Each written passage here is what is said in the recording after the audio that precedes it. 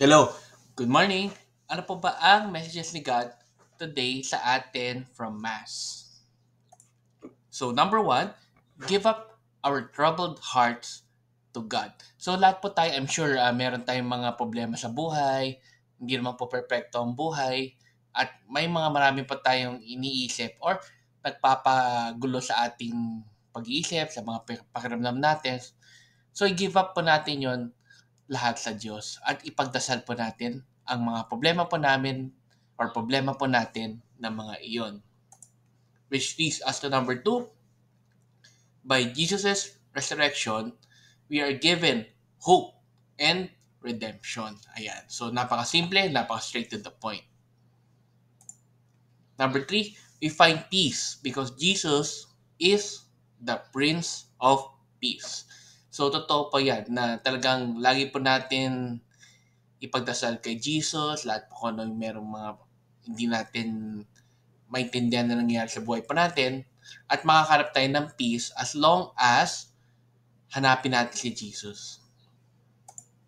And number four, remember that by His resurrection, the greatest promise of God has been fulfilled. Ayan. So, si God lang talaga ang nakakonquer po ng death at nag-resurrect. So, wala po talagang imposible sa Diyos. Kaya maniwala tayo na ang Diyos po natin, si Jesus or si God, ay talagang iisa lang po talagang Diyos sa mundong ito at wala pong imposible sa Kanya at lagi po tayo manalangin at humingi po ng guidance po sa Kanya.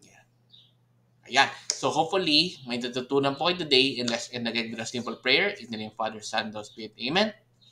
Lord, sana po ay tulungan niyo po kami sa mga buhay po namin, kung ano po man yung mga bumabagabag sa amin, kung ano po yung mga nag-trouble po sa mga puso po namin, sa mga utak po namin. Tulungan niyo po kami na ma-resolve po na yon and inaalay po namin ang lahat po ng mga iyon.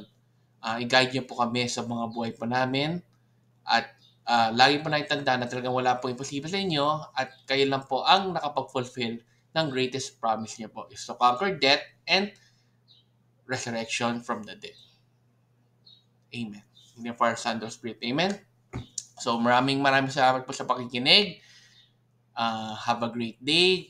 God bless. And let's end again with a simple Thanksgiving prayer. Daily thank you prayer. Lord, thank you very much for all the blessings that you are giving us every day. Thank you for our food, safety, security, guidance, and all your blessings. Please avoid us getting sick from all illnesses and forgive us for all our sins. Lord, I pray that all our hopes and dreams will come true in your own time. Again, Lord, thank you for all the blessings that you have given us. Amen.